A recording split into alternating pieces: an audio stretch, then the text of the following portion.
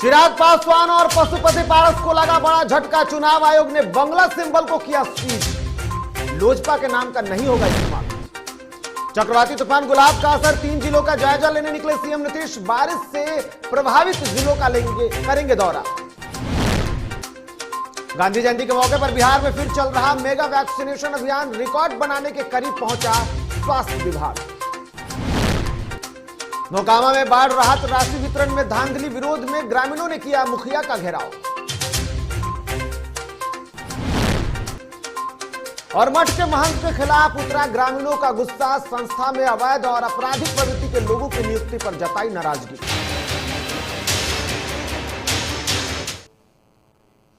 नमस्कार, आप देख रहे हैं डीटीवी भारत और मैं हूं आपके साथ निर्भय किशोर। और खबरों की शुरुआत करते हैं इस वक्त की बड़ी खबर के साथ। दिल्ली में लोजपा में कलह के बीच चिराग पासवान और उनके चाचा पशुपति कुमार पारस को बड़ा झटका लगा है। दरअसल चुनाव आयोग ने दोनों को, जिस तरीके से दोनों के बीच में लड़ाई चल रही थी, ऐसे में चुनाव आयोग ने अब दोनों को बड़ा झटका दिया है। पार्टी अध्यक्ष की लड़ाई को लेकर के चुनाव आयोग में मामला पहुंच गया था और उसके बाद अब चुनाव आयोग ने बंगला सिंबल को फ्रीज कर दिया है। इस वक्त की बड़ी खबर आपको बता रहे हैं। चिराग पासवान और उनके चाचा पशुपति कुमार पारस को चुनाव आयोग ने बड़ा झटका दिया है। कोई भी नहीं कर सकता है अब लोजपा नाम का इस्तेमाल, यानी कि बंगला सिंबल जो है उसके फ्रीज होते ही अब कोई भी लोजपा नाम का इस्तेमाल नहीं कर सकता है। हालांकि इसको लेकर के अब ये बातें सामने आ रही है कि चिराग गुट ने यह कहा है कि अभी तक जिस तरीके से राज्य निर्वाचन, माफ कीजिएगा, केंद्र जो चुनाव आयोग है उसने जो भी फैसले लिए हैं उसकी कॉपी जो है अब तक चिराग गुट को नहीं मिली। आपको बता दूं कि अपने चाचा से लड़ाई लड़ रहे थे चिराग पासवान। पार्टी में फूट के बाद अब ये लड़ाई आयोग तक पहुंचा था और आयोग ने अब फैसले दिए हैं। आयोग का कहना है कि जो सिंबल है वो कोई इस्तेमाल नहीं कर सकता है। उनके चाचा पशुपति कुमार पारस को भी बड़ा झटका लगा है। चुनाव आयोग ने लोजपा को जो सिंबल था बंगला को फ्रीज कर दिया है। अब चिराग का पारस कोई भी चुनाव चिन्ह का इस्तेमाल नहीं कर पाएंगे। दोनों में कोई भी गुट अब लोक जनशक्ति पार्टी नाम का इस्तेमाल नहीं कर पाएगा। चुनाव आयोग ने आदेश जारी कर दिया है। लोजपा का असली अध्यक्ष कौन होगा, इस पर ही दोनों के बीच में विवाद चल रहा था। सुनवाई के दौरान अब आयोग ने फ्रीज कर दिया है सिंबल को। तो इस वक्त की बड़ी खबर, और इस खबर पर अधिक जानकारी के लिए हम जुड़ेंगे अपने सहयोगी अभिषेक के साथ ही, और साथ ही साथ पार्टी की भी प्रतिक्रिया जानने की पूरी कोशिश करेंगे, उन लोगों से भी जानेंगे पूरी तरीके से। लेकिन इस वक्त की बड़ी खबर आपको बता रहे हैं कि लोजपा में जिस तरीके से कला दिख रही थी, इस कला के बीच में अब चिराग पासवान और उनके चाचा पशुपति कुमार पारस को भी बड़ा झटका लगा है। तो इस वक्त की बड़ी खबर आपको बता रहे हैं, पार्टी अध्यक्ष की लड़ाई को लेकर के जो दो गुट बन गए थे, एक तरफ चाचा का गुट था और दूसरी तरफ चिराग पासवान का गुट था, और दोनों के बीच में लगातार लड़ाई चल रही थी। दोनों ने ही अपने गुट के अलग अलग अध्यक्ष बना रखे थे और इसको लेकर के चिराग पासवान ये दावा कर रहे थे कि कानूनी तौर पर पार्टी उनकी होगी, क्योंकि उनके पास बड़े अधिकार हैं, उनके पास इससे पहले कई बातें थी। और इस पूरे मामले को लेकर के क्या कुछ तस्वीरें उभरती है, आखिर में आयोग ने किस तरीके से फैसले लिए हैं, क्या कुछ इस पूरे मामले को लेकर के आयोग ने सोचा। सीधे जुड़ते हैं अपने सहयोगी अभिषेक से। अभिषेक, सबसे पहले तो कहेंगे कि बड़ा झटका दोनों के लिए। बड़ा झटका दोनों के लिए है। जाहिर तौर पर अगर दोनों गुट ये दावा कर रहा था कि बंगला उनका है और चिराग पासवान और पशुपति कुमार पारस दो अलग अलग खेमों में बटे थे, लोजपा दो अलग अलग खेमों में बटी थी, तो जाहिर तौर पर अगर बंगला निशान, बंगला सिंबल फ्रीज किया है चुनाव आयोग ने, तो दोनों के लिए झटका है। लेकिन ज्यादा बड़ा झटका मैं मानता हूं चिराग पासवान के लिए इस वक्त, अगर बंगले निशान को फ्रीज, बंगला सिंबल को फ्रीज किया गया है, क्योंकि पशुपति कुमार पारस के उम्मीदवार चुनावी मैदान में नहीं उतरने जा रहे हैं। पशुपति कुमार पारस अपने उम्मीदवार नहीं उतारने जा रहे हैं बिहार के उपचुनाव में, चिराग पासवान उतारने जा रहे हैं। और ऐसे में वो अब बंगले के सिंबल पर, लोक जनशक्ति पार्टी के नाम पर अपने उम्मीदवार नहीं उतार पाएंगे, उपचुनाव नहीं लड़ पाएंगे। ये बड़ी दिक्कत है अब चिराग पासवान के सामने। तो कहीं ना कहीं एक बड़ी चुनौती उपचुनाव से पहले चिराग पासवान के सामने आकर खड़ी हो गई है। एक बड़ा झटका और कई मायनों में ज्यादा बड़ा झटका चिराग पासवान को लगा है। पशुपति कुमार पारस बिल्कुल, के लिए तो भी चिराग झटका है। पासवान को बड़ा झटका लगा है। तो इस वक्त की बड़ी खबर बता रहे और हमारे साथ हमारे सहयोगी अभिषेक, आपने कई बार चिराग पासवान का साक्षात्कार भी किया है, बखूबी उनसे कई सारे मुद्दों को भी आपने समझा है। चिराग ये बार बार कहा करते थे कि जीत उनकी हो गई इस लड़ाई में, पार्टी उनकी है, उनके पिता के द्वारा तैयार की गई वो पार्टी सौगात में उन्हें मिली है और वो उसे बचा लेंगे। देखिए, बिल्कुल चिराग पासवान और क्या कहते, पारस गुट और क्या कहता। जाहिर है दोनों दल दावा कर ही रहे थे, तो दोनों दल ये कहेंगे ही कि हम जीत जाएंगे, बचा लेंगे, लेकिन कई पेचीदगियां इस मामले को लेकर है जिसको समझा जाना जरूरी है। चिराग पासवान का दावा था कि संगठन में हमारा बहुमत है, राष्ट्रीय परिषद, राष्ट्रीय कार्यकारिणी, प्रदेश कार्यकारिणी में हमारा बहुमत है, इसलिए पार्टी हमारी है, पार्टी का मैं राष्ट्रीय अध्यक्ष हूं, पार्टी के संविधान के हिसाब से भी। और चाचा पशुपति कुमार पारस अगर राष्ट्रीय अध्यक्ष बने हैं, अपनी पार्टी और सिंबल पर दावा ठोक रहे हैं, तो वो गलत है।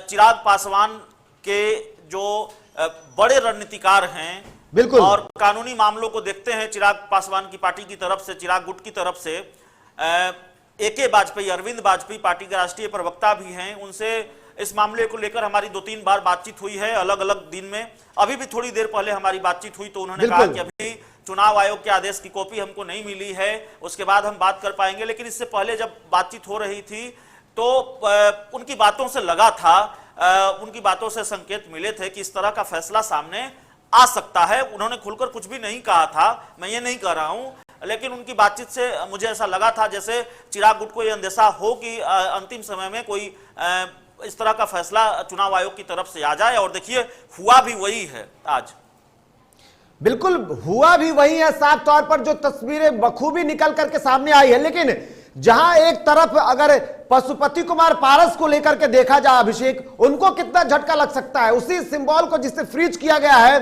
वो फिलहाल उसी के सहयोग से, या कह सकते हैं कि उसी के तरफ से वो केंद्र में मंत्री बने हैं। देखिए, पशुपति कुमार पारस के लिए भी झटके की बात है। पशुपति कुमार पारस पोस्टरों में, बैनरों में बंगले का इस्तेमाल नहीं कर पाएंगे, लोक जनशक्ति पार्टी का इस्तेमाल नहीं कर पाएंगे। और पशुपति कुमार पारस के लिए एक दूसरे नजरिए से देखें तो चिराग के मुकाबले ज्यादा बड़ा झटका है बाद के दिनों में। अब बाद के दिनों में इसलिए क्योंकि चिराग और पशुपति कुमार पारस के बीच का अंतर आप पाएंगे तो चिराग पासवान की स्वीकार्यता बिहार के लोगों में है। चिराग पासवान की स्वीकार्यता उस वोट बैंक में है जिसको रिप्रेजेंट करते थे रामविलास पासवान, लेकिन उतनी स्वीकार्यता पशुपति कुमार पारस की नहीं है। तो पशुपति कुमार पारस की उतनी स्वीकार्यता नहीं है। बखूबी हम आपसे जुड़ेंगे अभिषेक, हम आपसे जुड़ेंगे, लेकिन जरा सा कोशिश करते हैं कि जो हमारी टीम है वो इन दोनों गुटों से जुड़ने की कोशिश करे, उनके नेताओं को एक बार जरा सा हम सुनेंगे कि क्या कुछ चल रहा है। तो जिस तरीके से ये तस्वीर उभर करके सामने आई है, ऐसे में अब जो तस्वीरें दिखी है उसमें आपको बता दूं कि चिराग पासवान को लेकर के बड़ा झटका कह सकते हैं। जिस तरीके की तस्वीरें उभर करके सामने आई है, लोजपा में कलह के बीच चिराग पासवान को बड़ा झटका लगा है। तो इस वक्त की बड़ी खबर हम आपको बता रहे हैं, चुनाव आयोग ने दोनों ही गुटों को बड़ा झटका दे दिया है। एक तरफ पशुपति कुमार पारस ये दावा कर रहे थे कि लोजपा उनका है, बंगला पर उन्होंने कब्जा कर लिया था और चिराग पासवान उसके लिए लड़ाई लड़ रहे थे बखूबी, लेकिन अब बंगला किसी का भी नहीं हुआ। तो बिल्कुल आपको बता रहे कि इस वक्त की बड़ी खबर, चिराग पासवान को बड़ा झटका लगा है। चिराग पासवान उसी बंगले को बचाने के लिए लगातार बिहार में दौरा कर रहे थे। इससे पहले उन्होंने आशीर्वाद लिया, पूरे बिहार में घूम करके उन्होंने आशीर्वाद लिया और जल्द ही वो निकलने वाले थे एक और दौरे पर। लेकिन उससे पहले चिराग पासवान को चुनाव आयोग ने बड़ा झटका दे दिया है। जो चिराग पासवान है, उनका बंगला ना उनका हुआ, ना उनके चाचा पशुपति कुमार पारस का हुआ। तो इस वक्त की बड़ी खबर आ रही है, लोजपा को बड़ा झटका लगा है। लोजपा के चिराग गुट और पशुपति कुमार पारस गुट, दो अलग अलग गुट, और दोनों ही गुटों को बड़ा झटका लगा है। लड़ाई चल रही थी, दोनों के बीच में अंतरकलह चल रहा था, और ऐसे में अब चुनाव आयोग ने बड़ा झटका देते हुए बंगले को ही फ्रीज कर दिया है। यानी कि अब बंगले का इस्तेमाल कोई नहीं करेगा उस चुनाव चिन्ह का, किसी भी बैनरों और पोस्टर में उसका इस्तेमाल नहीं होगा। जिस बंगले को चिराग पासवान के पिता दिवंगत नेता ने संभाल करके रखा था, सजा करके रखा था, अब उस बंगले की लड़ाई में ना ही उनके बेटे चिराग पासवान को मिला और ना ही वो बंगला उनके भाई पशुपति कुमार पारस को मिल पाया है। तो इस वक्त की बड़ी खबर हम आपको बता दे रहे हैं, लोजपा में कलह के बीच अब दोनों ही गुटों को बड़ा झटका लगा है। तो बिल्कुल जिस तरीके की तस्वीरें उभर करके सामने आ रही है, ऐसे में दोनों ही दलों में अब एक तस्वीरें अलग उभर करके सामने आई है। दोनों ही दलों में कहीं ना कहीं बेचैनी बढ़ गई है और इसको लेकर के हम दोनों ही दलों के नेताओं से संपर्क करने की कोशिश कर रहे हैं। बखूबी फोन भी लग रहा है, लेकिन अब तक किसी भी नेता से संपर्क हमारी नहीं हुई है। कोशिश हम कर रहे हैं लगातार। चिराग पासवान से भी हम जुड़ने की कोशिश कर रहे हैं, उनसे भी जानेंगे कि अब क्या कुछ चल रहा है, क्या आगे हो सकता है। चिराग पासवान क्या नई पार्टी बनाएंगे, अभी इंतजार करेंगे। जो तस्वीरें आएगी बखूबी हम आपको दिखाएंगे। डीटीवी भारत सबसे पहले आपको वो तस्वीरें दिखाया और इस वक्त की बड़ी खबर सबसे पहले। चलिए, और हमारे साथ श्रवण कुमार जुड़े हैं, राष्ट्रीय प्रवक्ता पशुपति कुमार पारस गुट से। श्रवण जी, बहुत बहुत स्वागत है आपका डीटीवी भारत में। सर, बड़ा झटका लगा है आपको। आपका भी बहुत बहुत स्वागत। जी सर, कितना बड़ा झटका इसको देख रहे हैं? अब बंगला आपका भी फ्रीज हो गया। नहीं, कोई झटका नहीं है। झटका उनके लिए है जिन्होंने कहा था आपके चैनलों पर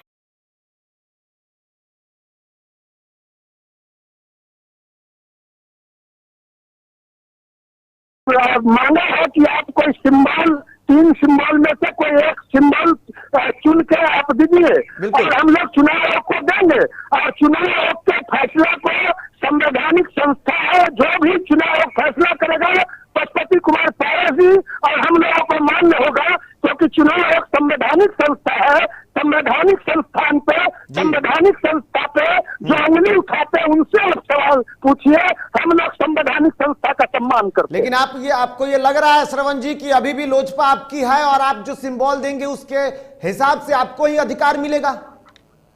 देखिए, रामविलास स्वर्गीय दिवंगत नेता रामविलास पासवान का मतलब लोजपा है। बिल्कुल। पशुपति कुमार पारस का नाम का मतलब लोजपा। और हमारे दिवंगत नेता रामविलास पासवान का नाम आएगा तो हमारे जो शुभचिंतक है, हमारे वोटर है, हमारे कार्यकर्ता है, सभी एकजुट रहेंगे और हम एनडीए में है और एनडीए में 2 प्रत्याशी। सर, लेकिन आप कह रहे हैं श्रवण जी, बिल्कुल श्रवण जी, आप कह रहे हैं कि रामविलास पासवान का मतलब है लोजपा, पशुपति कुमार पारस का मतलब है लोजपा, तो आप चिराग को क्यों अलग कर रहे हैं सर? चिराग देखिए, जो कहता था मैं चिराग हूँ करूंगा रोशनी, उसके आते ही अंधेरा और घना हो गया। तो आप तो चिराग से पूछिए और उनका भविष्य क्या है हम नहीं बता सकते, उनका क्या निर्णय होगा हम नहीं बता सकते। हम हमारा फैसला, हमारी जो नीति है, कार्यक्रम है, वही आपको हम बता सकते हैं। लेकिन इनकार भी तो नहीं किया जा सकता ना सर, क्योंकि जब आप रामविलास पासवान की बात कर रहे हैं तो चिराग पासवान को कैसे इनकार कर सकते हैं? हमने कब इनकार किया? मैं तो कह रहा हूं, हमारे परम आदरणीय रामविलास पासवान जी के वो सपुत्र हैं और हमारे नेता आदरणीय पशुपति कुमार पारस ने जो संसदीय दल है लोकसभा में, संसदीय दल से भी उनको अलग नहीं किया, केवल नेतृत्व परिवर्तन हुआ। आप जान लीजिए, कोई भी लोकसभा राज्यसभा में विधेयक आएगा और पार्टी का व्हिप जारी होगा तो चिराग पासवान को भी उस फैसले के साथ होना पड़ेगा। इसलिए हम इससे इनकार कर रहे हैं। चलिए, बहुत बहुत धन्यवाद श्रवण अग्रवाल जी। तो आपने साफ कहा कि अब आपको यानी कि पशुपति कुमार पारस गुट को किसी भी तरीके का नुकसान नहीं है और जिस तरीके की तस्वीरें दिख रही है बखूबी अब ये कहने के लिए है, हालांकि सभी लोग चुनाव आयोग के फैसले को मानने को तैयार हैं। एक संवैधानिक संस्था होने के नाते चुनाव आयोग जो फैसला लेगा वो स्वीकार किया जाएगा, ऐसा पशुपति कुमार पारस गुट की तरफ से कहना है। और जो तस्वीरें बखूबी दिख रही है, एक तरफ चिराग पासवान और दूसरी तरफ पशुपति कुमार पारस, यानी कि घर में जो शुरू हुआ अंतरकलह वो बाहर आया और उसके बाद झटका दोनों को लगा है। तो पार्टी अध्यक्ष की लड़ाई के लिए जो लड़ाई चल रही थी, अब वो लड़ाई को लेकर के चुनाव आयोग ने अपना फैसला दिया है, घर के सिंबल को सीज कर दिया है। और नई जो बातें आपने सुनी है बखूबी पारस गुट की तरफ से वो बातें आई है सामने की 3 सिंबल रखे गए हैं, उन 3 सिंबल में से चुनना है और उसके बाद आगे इस पर क्या बातें बनती है ये चुनाव आयोग तय करेगा बखूबी। लेकिन ये देखना होगा, एक बार फिर से चलते हैं अपने सहयोगी अभिषेक के पास और उनसे जानते हैं जरा सा झटके की हम जिसकी बात कर रहे हैं। अभिषेक, पारस गुट कह रहा है हमें कोई झटका नहीं लगा।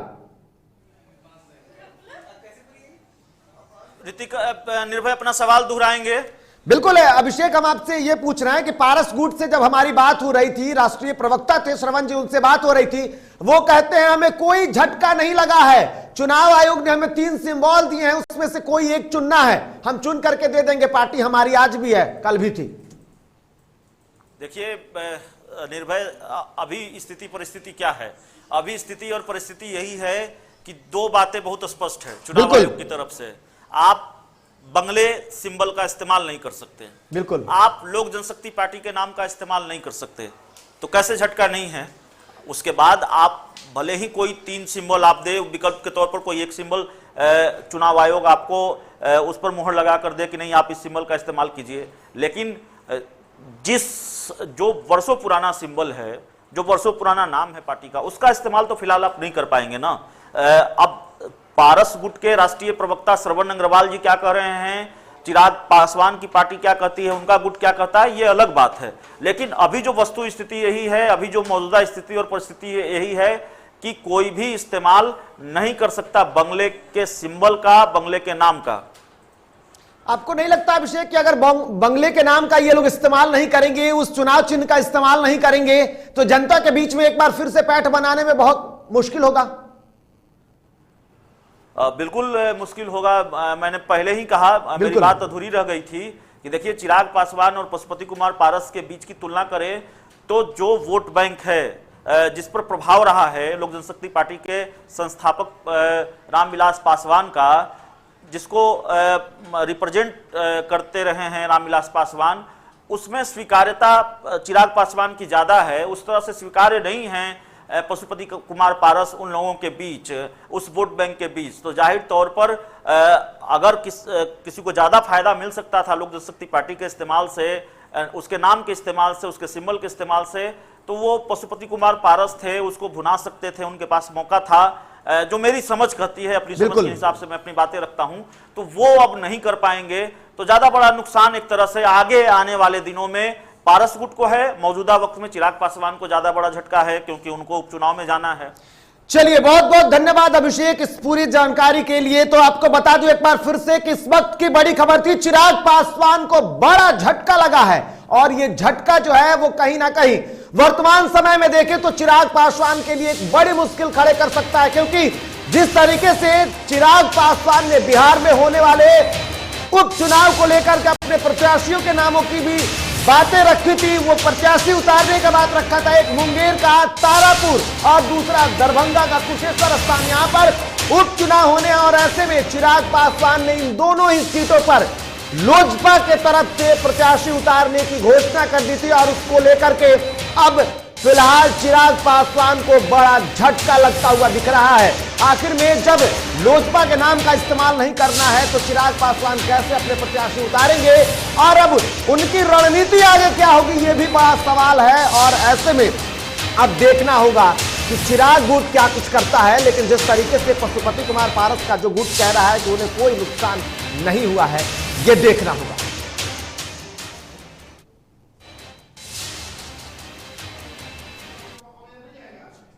फिलहाल बढ़ते हैं आगे और अब बात करते हैं अगली बड़ी खबर की। तो आपको बता दूं कि चक्रवाती तूफान गुलाब का जिस तरीके से असर दिख रहा है बिहार में, उसका असर दिख रहा है और ऐसे में कई जिलों में लगातार बारिश हो रही थी। बारिश की वजह से कई इलाके पूरी तरीके से जलमग्न हो गए हैं, जिसकी तस्वीरें भी बखूबी डीटीवी भारत लगातार दिखा रहा है। और ऐसे में अब 3 जिलों का जायजा लेने के लिए सीएम नीतीश कुमार निकल चुके हैं।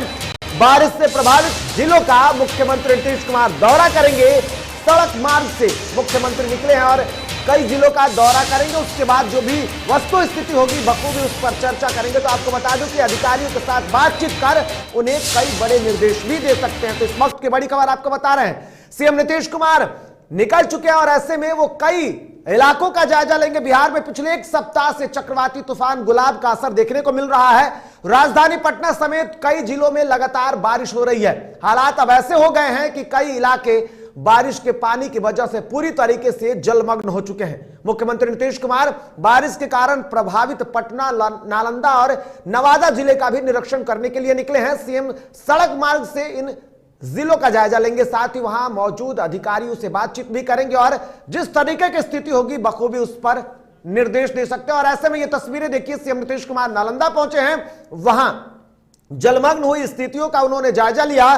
किस तरीके से मुख्यमंत्री ने वहां जो स्थिति थी, वस्तु स्थिति पर पूर्ण तरीके से विचार किया, साथ ही साथ वहां मौजूद अधिकारियों से बातचीत की। और ये देखिए, ये काफिला मुख्यमंत्री नीतीश कुमार का है। जब नालंदा के लिए निकला था उस वक्त की ये तस्वीर है। वहां किस तरीके से लगातार हो रही बारिश के बाद तस्वीरें दिखी, जल जमाव की स्थिति के बीच काफिला सड़कों से गुजरता हुआ दिखा।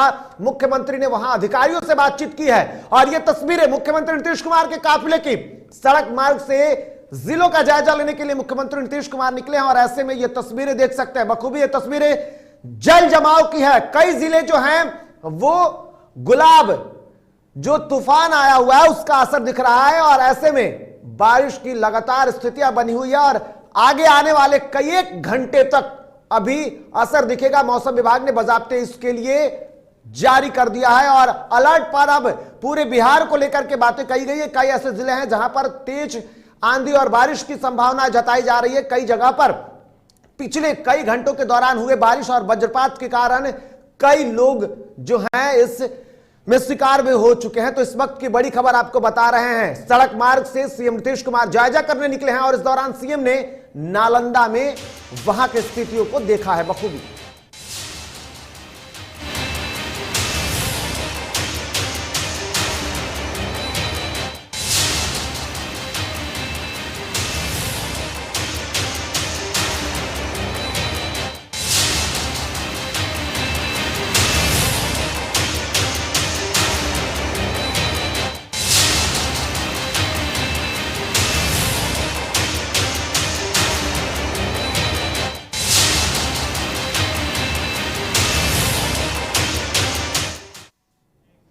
तो चलिए बढ़ते हैं आगे और अब बात करेंगे बिहार में एक नई तरीके से जो तस्वीरें बदल रही है। ऐसे में बिहार एक और नए रिकॉर्ड की तरफ आगे बढ़ रहा है। कोरोना संक्रमण से बचाव को लेकर बिहार में गांधी जयंती के अवसर पर राज्य सरकार ने एक बार फिर से मेगा वैक्सीनेशन अभियान चला करके बड़े रिकॉर्ड बनाने की तैयारी में है। इस अभियान के तहत बिहार सरकार की ओर से एक दिन में 40 लाख लोगों को टीका देने का लक्ष्य रखा गया है। इसको लेकर सभी जिले में विशेष तैयारी की गई है। तो वहीं कई इलाकों में अभी से जल जमाव की स्थिति को देखते हुए नाव से भी वैक्सीनेशन की जा रही है। इसको लेकर स्वास्थ्य मंत्री मंगल पांडे ने कहा था कि पिछली बार से अधिक लोगों को टीका देने की तैयारी है। स्वास्थ्य विभाग के आधिकारिक सूत्रों ने बताया कि पिछले टीकाकरण महाअभियान के तहत 17 सितंबर को राज्य में अधिकतम 33 लाख व्यक्तियों को कोरोना का टीका लगाया गया था, जिसमें पहला और दूसरा डोज दोनों शामिल था। लेकिन इस बार मेगा वैक्सीनेशन ड्राइव के तहत 15,000 से अधिक टीकाकरण केंद्र का संचालन किया जा रहा है। आपको बता दें कि पिछले टीकाकरण का महाअभियान के तहत 14,500 टीकाकरण केंद्रों का संचालन किया गया था, लेकिन इस बार 500 टीकाकरण केंद्र जो है वो अधिक बढ़ा दिए गए हैं, जबकि सामान्य दिनों में 3,000 से 6,000 टीकाकरण केंद्रों का संचालन किया जा रहा है। वहीं अगर बात करें अब तक की स्थितियों को लेकर के, तो अब तक लगभग 14 लाख के करीब वैक्सीनेशन हो चुका है। तो ऐसे में एक बड़ी अपडेट आ रही है, आपको बता दूं कि अब तक की अगर बात करें तो 16 लाख से भी अधिक वैक्सीनेशन हो चुका है।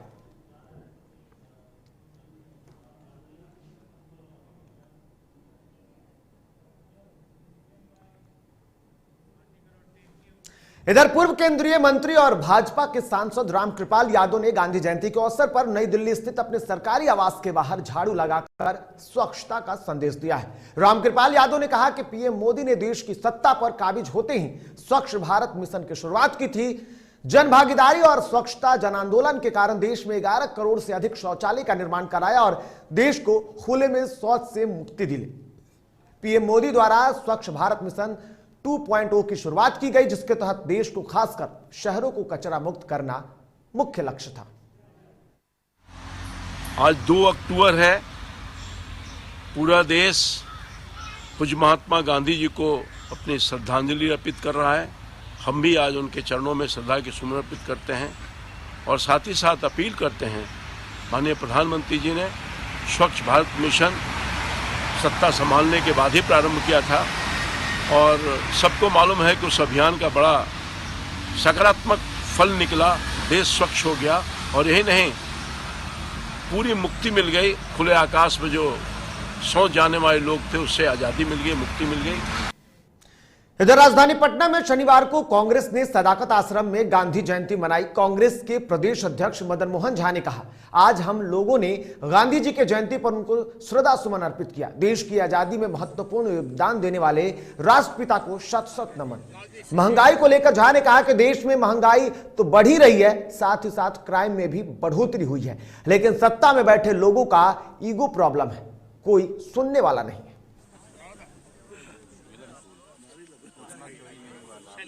कांग्रेस लगातार मजबूत हो रही है और जिस तरह काम हुआ है मोदी जी के शासन में, वो चाहे कोरोना काल में लोग कठिनाई में रहे या जिस तरह से रोजगार नौजवानों का गया, पढ़ाई लिखाई पठन पाठन पूरे राज्य में ठप हो गया, पूरे देश में ठप हो गया, स्वास्थ्य सेवा ना के बराबर है।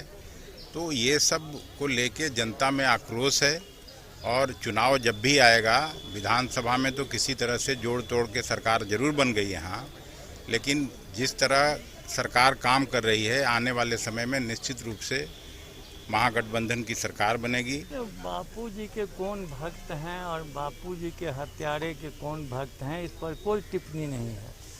महात्मा गांधी जी हम लोग के स्मरणीय हैं और उन्हें जो देश के आज़ादी में जो योगदान दिया है, हम उनको श्रद्धा सुमन अर्पित करते हैं और आशा करते हैं जो पूरे देशवासी उनका अनुसरण करें, तो हम लोग को क्या इसमें आपत्ति हो सकती है। और चलिए एक और बड़ी खबर से आपको रूबरू कराते हैं। तो इस वक्त की बड़ी खबर छपरा से आ रही है। छपरा आरा जिला परिषद के पूर्व अध्यक्ष का बेटा गिरफ्तार हुआ है। तो इस वक्त की बड़ी खबर आपको बता देते हैं। आरा जिला परिषद के पूर्व अध्यक्ष उदय शंकर सिंह का बेटा जो है वो गिरफ्तार हुआ है। 40 कार्टन विदेशी शराब के साथ अभिजीत की गिरफ्तारी हुई है। तो जिला परिषद के बेटे का नाम अभिजीत है और उसकी गिरफ्तारी हुई है। छपरा में उत्पाद विभाग ने रंगे हाथों गिरफ्तार किया है। तो जिस तरीके से पंचायत चुनाव को लेकर के लगातार प्रशासन की सख्ती दिखी है, ऐसे में छपरा में भी अब तस्वीरें उभर करके सामने आई है। त्रिस्तरीय पंचायत चुनाव को लेकर प्रशासन पहले से ही अलर्ट है और ऐसे में 40 कार्टन विदेशी शराब के साथ गिरफ्तारी हुई है। तो इस वक्त की बड़ी खबर।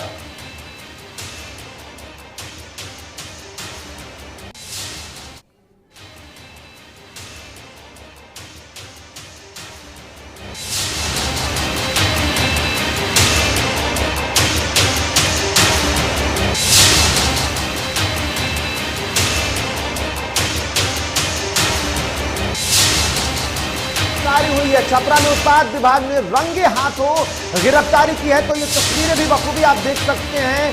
पूर्व अध्यक्ष आरा जिला परिषद के पूर्व अध्यक्ष का बेटा गिरफ्तार हुआ है।